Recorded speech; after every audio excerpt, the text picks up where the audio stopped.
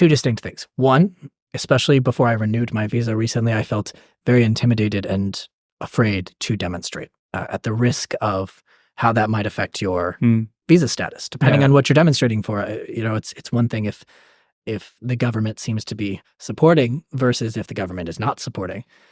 And the other side of it being without the ability to vote, okay, how can I be involved locally? And it's really only been, even in the last few months, and anyone who's watching this that has been encouraging me to do that knows you know who you are. I love you. It has taken very special people in my life to ask hard questions of what my stance is and force me out of this feeling of, well, if I can't vote and if I can't speak the language well enough, how can I participate? And if there are meetings that are in English, there are also ways to get involved in which English speaking provides a diversity of opinion and experience that is helpful. And then, of course, there's also ways to be involved as you learn more German. I resonate with something that you say before about the fear of demonstrating. What if I demonstrate? I can demonstrate about the things that the government is okay with, but what about the things that the government is not okay? And for me, it feels like the demonstrations that sometimes are, I would say, worth or fighting or worth doing are the ones that the government is against. If you take just the clip of me saying protesting for something the government agrees with, that sounds contradictory. And so I'll amend this to say ones that feel more palatable to that structure.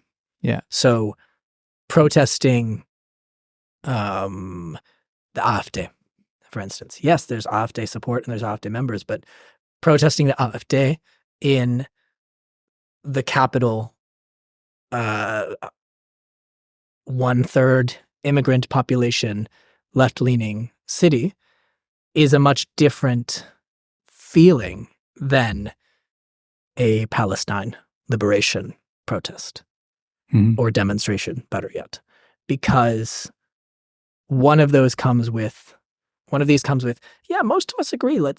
Sure, even feeling like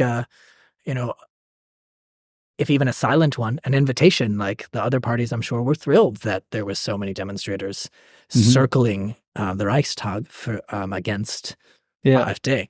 Whereas the other day, for instance, not far from where we are, the demonstration in front of Rotes Rathaus, where they are flying an Israel flag and 4 Ukrainian flags because we support refugee populations that look more like Germans. That is a much more tense feeling where you see the police tactics that we know again and again are used.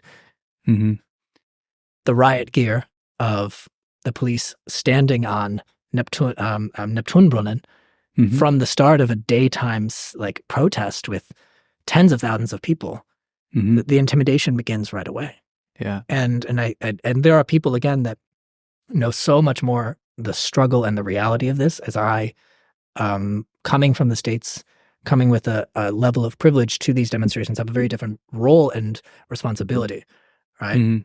But there are so many organizations that constantly put themselves at risk to stand up for what is right or what they believe is right. And in the case of the ones I'm talking about, the ones I agree with, right? And it's so I think this is what I mean to distinguish, how, it's not like, does the government agree with it or not? It's how much is the government willing to tolerate your resistance?